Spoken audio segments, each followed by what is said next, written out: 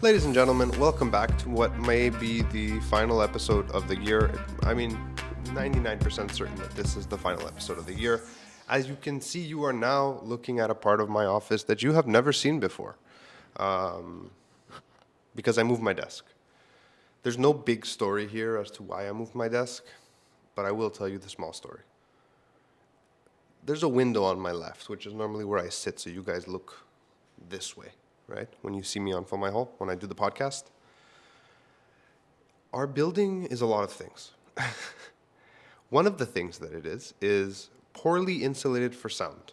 One of the things that it is very good at is very well insulated from like a traditional sense of being insulated, right? So like it keeps heat really well. We turned off our heaters a year and a half ago when we moved in. But it gets so hot in here anyways. So what ends up happening is we have to open the windows to let cold air in because we get hot. But when I'm sitting there, my feet get cold while I'm editing, and then I get all sore and shit, and I just feel uncomfortable. So now I can leave the window open slightly, sit here. I don't know if this is my favorite setup for the studio, to be honest. I don't like that I have a door right on my right.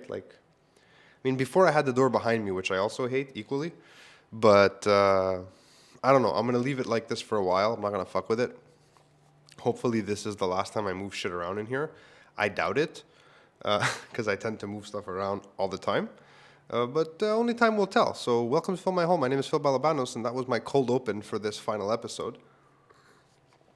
I don't know if anyone can tell, but I'm shooting on a new camera. I got an FX3 for Christmas. Yes, I did. My wife is a crazy person who buys me expensive things. One would argue that she bought me a write-off because I need this for my business, and you wouldn't be wrong. You would be absolutely right. But it's always this like, do I do it? Should I not do it? But she's been listening to me stress out about my A-cam, my A7S Mark II that I've been using for like 6 years, for the last 6 months, just worried that one of these days it was going to stop. To save time and money. That's not the right way to say it, but to ensure that I had more time with it, I stopped shooting my podcasts on it a long time ago, and I've been using the other camera, which is just off to the left here, my A6300, which has always been like my backup in case of emergency cameras. It has the same sensor as the A7S Mark II, it's just cropped. It's a little camera though. It's not a full-size sensor. It's a different camera. It's a different look. So I was going to buy the FX3 in the new year, and then she surprised me on Christmas. So ta-da, we got to pay off the credit card now. But that's okay because work seems to be okay. And that justifies spending money to continue making money, because that's what these things are for me. They're tools, right? As much as I love the gear, like I love all this gear, it's ridiculous. I should probably take, maybe not today, maybe next year, we'll go into the gear room. Now that I have a camera that can actually autofocus, because my A7S Mark II, as amazing as it is, it's basically a manual camera. It has some of the worst autofocus I've ever used. Not true. Older stuff was worse, but this new autofocus, it's pretty, I can see the tracking markers. I'm not even shooting in OBS right now. I'm shooting straight to the camera, and I'm going in through the audio inputs. I have a whole clicky up here where I can attach stuff. This is, as far as I'm concerned, I don't want to go too long about gear because I know it's not that kind of show. But fuck, man. Woo-hoo. As far as I'm concerned, this is the perfect camera for me right now. It does everything I need it to. I just hate, literally hate, the fucking top handle. The handle itself is maybe the best handle I've ever used in my career. It fits perfectly into my hand. But I don't always need fucking audio. Sometimes I'm just shooting video. I do a lot of that kind of shooting. So to have this module on top that I may break and is like $600 to replace when I'm not using it, it stresses me out. Which means I need a second handle, which means I need more stuff. And it all becomes, very quickly it becomes overwhelming when you're dealing with gear. You want to have stuff that you can grab and go as fast as you possibly can. But, it's a caveat. It's something you give. It's a give and take that you have with equipment, right? There is no perfect camera. As close as this is to the perfect camera for me, there's no perfect camera. One thing I do like, which I haven't had, I think since I was shooting on camcorders, is a tally light. It's red now. I know that I'm recording. There's no fucking fear that I'm not recording. There's so many red lights on this thing. that I know I'm recording. There's one on the screen, there's one on the front, there's one on the back. I can see the reflection from the other side. It's phenomenal. Tally lamps, man. You'd be surprised how important they are. I can think of countless situations where I got the most beautiful shot, and then I pressed stop, and the camera started recording, and I was like, uh-oh, that's not good, because I missed that shot. It's gone forever. Like tears and rain. That's another thing you guys can finally see. You can actually see my Blade Runner posters up here. Can I focus on it? There it is. It's my Blade Runner. That's some Dutch artist. I have another one next to it, but we'll get into that at a different time. I think maybe it's been, if anyone followed me on this channel since I had a vlog, before I started doing podcasts, you would have seen them. They were like pretty, they were pretty central in my background in my old office when I had the little office. This office, man, it's a clusterfuck. There's just always noise. It's always fucking noise. I don't know what to make of it half the time. We said in the new year we'd start looking for new spaces potentially, but we also don't know where we're going to be, because as I'm filming this, it's 2 o'clock on Thursday right now. They're about to, at 5 o'clock, there's a press conference. Because COVID is not over, as much as we'd like to think that it is sometimes. So the rumor on the street is, or the word on the street is that they're going to impose a curfew. It's absolute and utter nonsense at this point. We're 2 years into this, and I don't even know what to make of it anymore. It's such a silly fucking concept. You either want us in lockdown or you don't. This idea that, because what they're trying to avoid, I think, is people going to each other's homes, right? But I'm not sure that that's where spread is even happening anymore. I haven't seen any data that's saying, listen, people are having secret huge parties and everyone's getting it. It seems like this new variant, we're all going to get. I'm not saying it's less severe or more severe. I'm just saying it seems like we're all going to get it. I know, I don't know. I know at least 6 people who either have it right now. No, I know 6 people who have it right now, and I can think of at least 15 who have had it in the last 25 days. Maybe I even had it. I don't know. That's where we're at. But if it's a virus that's so, that's the thing. I feel like we're overreacting at this point, but I may be wrong. Because if it is more transmissible, then I understand that even if less people get sick per capita, more people will get sick overall, which means more people will get really sick in the hospital. I don't know if I explained that properly, but I think you understand what I'm trying to say. So it's just a question of, what's worse at this point? This in and out, this authoritarian style regime that we have going, where they just threaten us all the time or every so often.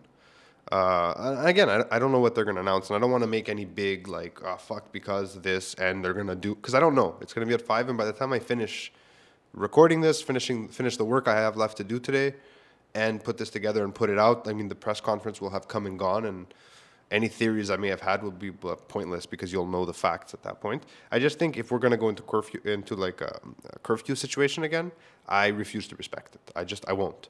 Because I said this during the first curfew, but I was still careful, to not skirt around it too much because I was scared. I didn't know what they would do. And also I was still really fucking just generally frightened by, I didn't know what to make of things, right? I didn't know anyone who had it. I didn't know anyone who had gotten sick from it. It was this distant thing still. This time around, I don't see any danger in me coming to my studio by myself to work like I'm doing right now. I don't know how today will be any different than tomorrow. I see no one on the way in. I wear a mask when I come in. I sit down and it's just me. Pants is barely here at the same time as me this time of year, so I really don't know how a curfew will affect that in any way, shape, or form. So if I want to come here at 7:30 at night and work for 2 hours, which I do often, I'm going to fucking do it. Again, I don't do it often, to be completely honest. I used to do it a lot more at the old studio for 2 reasons. One, it was much closer to my home, and I was less tired. But now that my kids are a bit older and my youngest is in terrible twos, by 9:30 I'm wrecked. 10 o'clock I'm in bed, 10:30. I think we stayed up till 11:15 last night because we were feeling crazy and we watched Don't Look Up. Fun movie, by the way. I haven't enjoyed a movie so thoroughly in a while. It was just one of those fun movie. I really enjoyed it. I laughed. I get that it was a little preachy, but that was the whole point of it. But this is Adam McKay, right? The director. Adam McKay is someone who's made a lot of movies that you probably love. and he made the only movie I've ever walked out of, ever in my entire life. I went to see the other guys. 30 minutes in, I was like, fuck this, I can't do it. And I like Mark Wahlberg. And we walked out. I don't remember who I was with. I might have been with my wife. No, I really don't remember. But I remember having to convince the person I was with that, like, I can't do this, we're leaving. And I'm not a huge Anchorman fan. Like, I think it's funny, but I'm not like one of these diehard Anchorman fans. So, yeah, I mean, high praise for me for an Adam McKay movie that I loved it so much. Also, I don't think I've ever seen DiCaprio play that sort of role, but everything was like everything. I don't want to get into the movie. I'm not gonna. It's not a movie review channel. We were gonna start. I was gonna start a movie review channel 2 weeks ago with my buddy, but then the Omicron stuff happened, and people got worried, and he got scared about coming into the studio. So like that's on the back burner for now. It's something I've talked about a few times, but COVID seems to keep interrupting the flow of that. And I don't know what to make of that. I don't know if COVID is going to perpetually interfere with creating this show, but we'll see, I guess. Also, I really hope my audio levels are good because normally I have OBS in front of me and I can see all the levels. Now I don't know. Like I'm looking at them, they look a little lower than I would have liked them to be. Anyways, this is like I said, it's like a mulligan. It's the first podcast on a new camera and audio setup with a new angle, with new lighting. So if there's stuff that looks weird or sounds weird or feels off, you guys tell me and I'll fix it. Or I'll probably figure it out on my own, to be honest. But I don't know. You let me know. Let me know how it looks, how it sounds. I hope it's not too low. That's my biggest concern. I know it'll look better in general, like crispier than it used to, because I'm no longer going through an external recorder into the MacBook. Like I'm actually recording on the card. So, I mean, realistically, it should look way better. Because I always found there was a lot of like data crushing happening. Like I have a really good recorder. Like Pants, for example, he uses cam links in some of the setups, and he also has an ATEM, Blackmagic. So it's still going in, but the cam links are not great. But the cameras he's using, although they're fine for what he's doing, they're nowhere near the quality of a cinema camera. So you don't see, like if you're starting here and you're squishing it to here, there's a big difference. But if you're starting here and you're squishing it to here, it's not the same. I mean, I just realized this is a podcast, so anyone just listening has no idea what I did. But I'm just saying, shit in, shit out, right? Good quality in, crushed through a shitter. It looks a lot worse than okay quality crushed through that same shitter because there's only like a slight distance there that changes. But when you take like a high-end camera, which, I mean, makes no difference to you guys most of the time because you're not seeing the original raw footage. I do. But sometimes I look at them side to side, and it looks like I crushed it to like 360p. It breaks my heart. But I'm trying to get onto some kind of topic here. I don't even know what the fuck I'm talking about anymore. I don't know how long I've been recording. 21 minutes. That's not bad. So here's the thing. COVID's not gone. COVID's not going away, probably in our lifetime. We need to now learn how to continue to exist and to do the things we need to do in this new world. What do we know for certain? Absolutely fucking nothing. This whole trust the science, you can't trust the science. The science is changing daily, and that's normal. It's science. We're getting new information.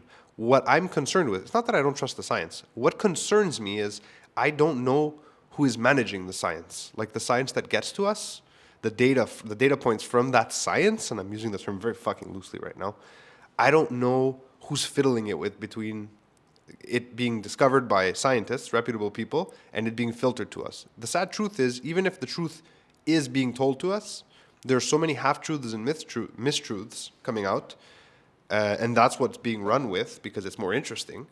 Who knows what the actual fucking truth is? I've tried to figure out by process of elimination and trying to find like an average answer, like taking the median answer of things, like looking up a specific topic and saying, okay, let me find it from 40 different sources. I've done it. I've spent the time. I've wasted the time. I still don't fucking know.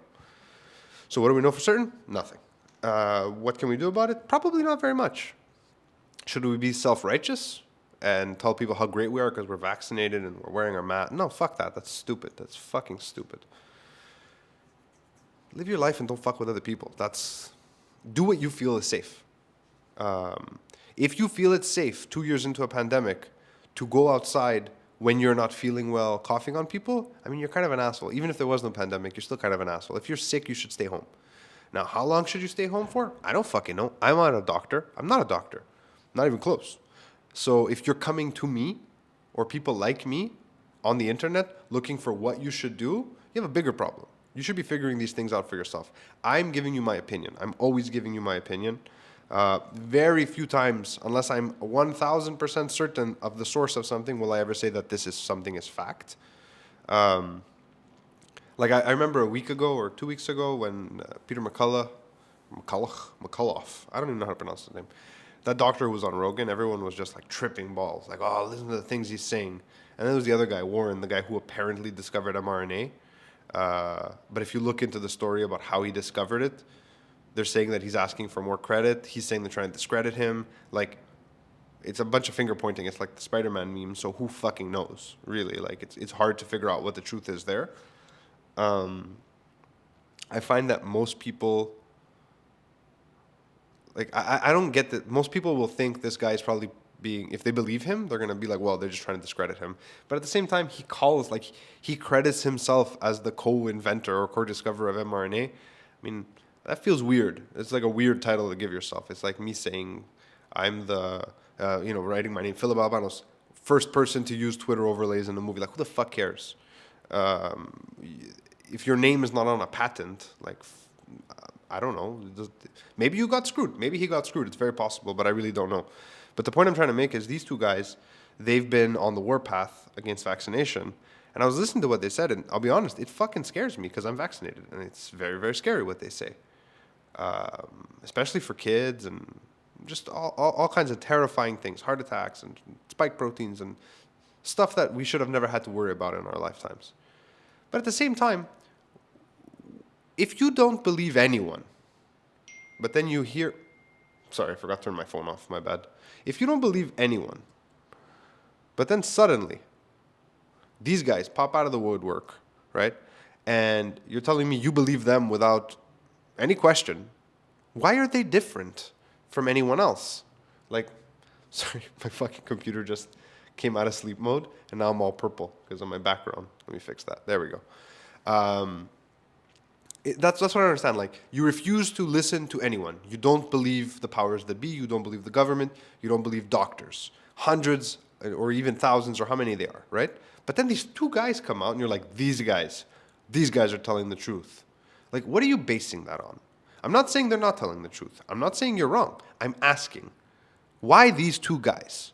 What makes them so much more believable than everyone else?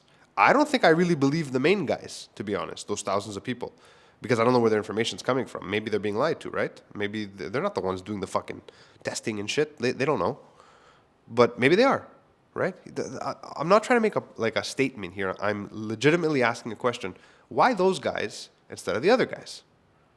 How are we deciding which guys we're listening to? So in my experience, it seems like if you think you know something, because you have a gut feeling or something smells fishy or whatever, and then someone in any position of authority that's not in the mainstream echoes those fears with data points, suddenly that's your new messiah. And I did a podcast about this months ago called Follow at Your Own Risk. I don't know if I feel like I might be repeating myself, but everyone just wants a messiah. We all have these like messianic like needs. We want someone to fucking save us all the time. Everyone's like, who's going to save us? Who's going to save us? Legault's not going to save us. Trudeau's not... Okay, I mean, let's be serious. Trudeau and Legault are not going to save us. They're morons.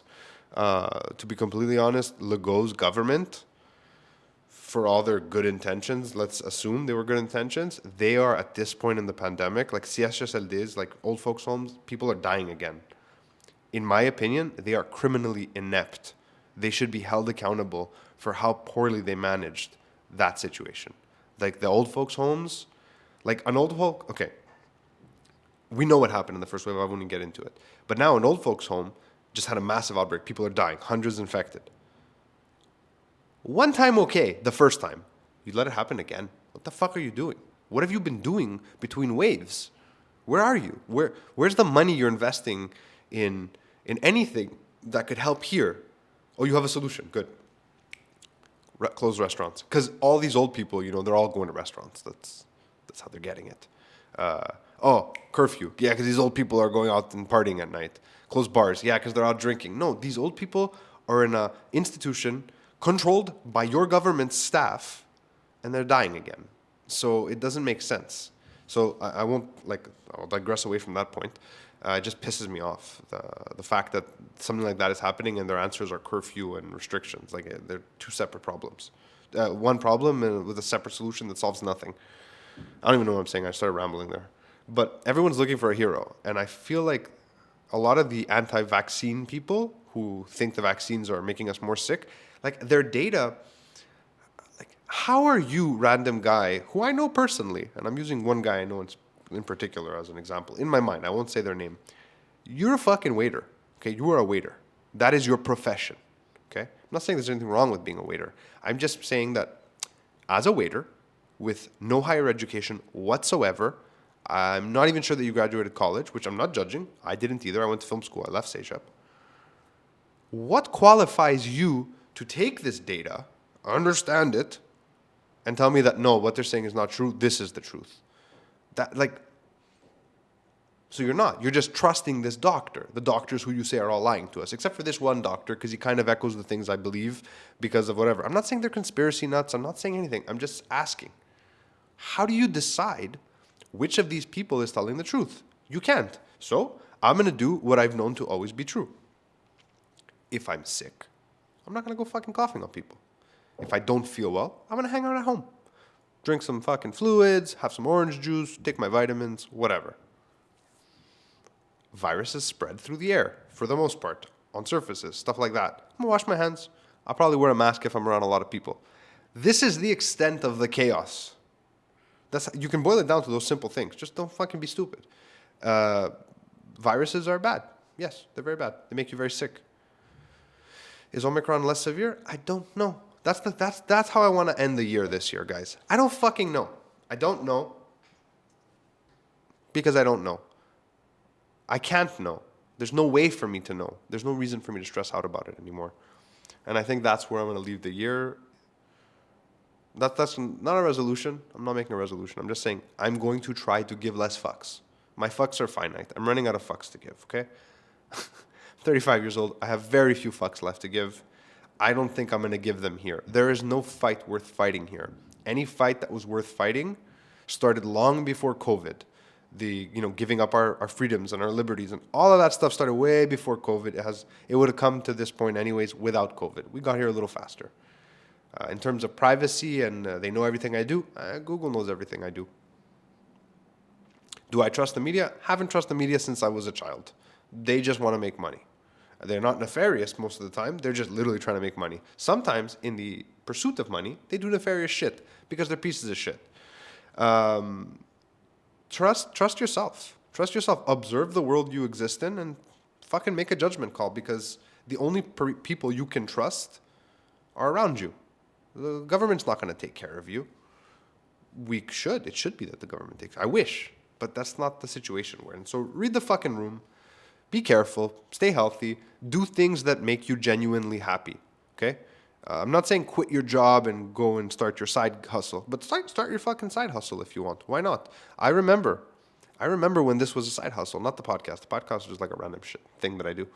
I remember when making films for people and making corporate films and commercials and just content, which again, I hate the word content, but video work was this thing I did on the side. I worked for the government. I was a paper stamper. I would stamp paper, stamp all day, and I would speak to fucking sick people at the CLSCs, at the clinics. And I was terrible at it. Not the talking to people, but all the other data entry shit. I couldn't. I hated it. It made me depressed. But I didn't quit. I started doing this on the side. And one day I realized that I've built up enough of a portfolio, enough experience, and enough regular clients that I could quit my job. But I didn't. I stayed a little longer. And then I became depressed. And my wife made me quit. But I didn't quit. I went on a sabbatical because I used every option at my disposal. Figure out what those options are for you so that you can be happier in the future. I hate to make this like a resolutionary thing. Like start talking about how you can make your life better. I'm not a self-help guy, but like I'm just a random guy from Côte de Neige. I don't have a very high level of education. Like I went to university, but I didn't finish. I went to CEGEP, but I didn't finish. I went to film school, and I did finish on the second try, because the first time I had to stop because I ran out of money, because film school is expensive, and my student loan had run out. But the point I'm trying to make is I'm just a random guy. I did it. I don't come from like, you know, like multi-generational wealth. I don't I don't even have a fucking house right now. Fuck. I'm literally the most average dude in terms of data points. You know. And you don't even know me. But you feel like you know me because I do this. And that makes me less than average to most people.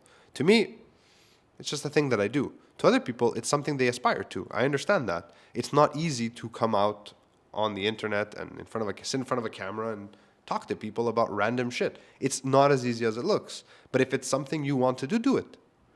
Podcasts, podcasts, you don't even need the camera. You can just talk. The idea that our opinions are worth something is important.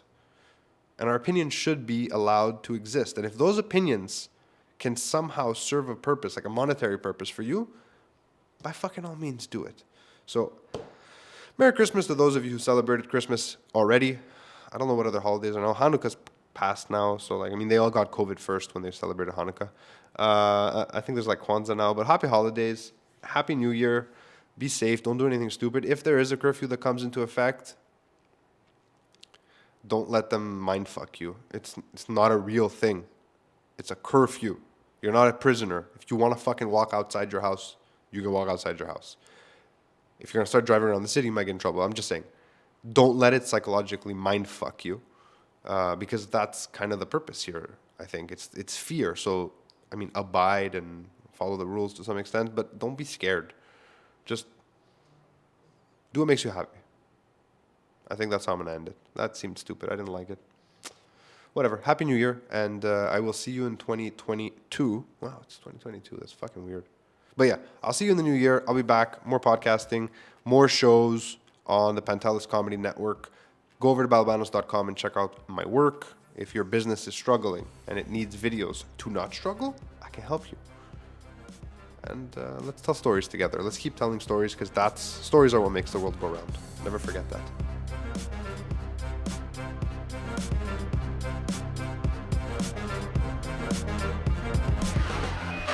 You've been listening to Fill My Hole. This podcast is available on YouTube in its full video form. If you're lazy and you don't want to Google it and you don't want to search on YouTube, balabanos.com, hit the podcast section. You can subscribe directly to the RSS feed there. My name is Phil Balabanos, and I'll see you next time.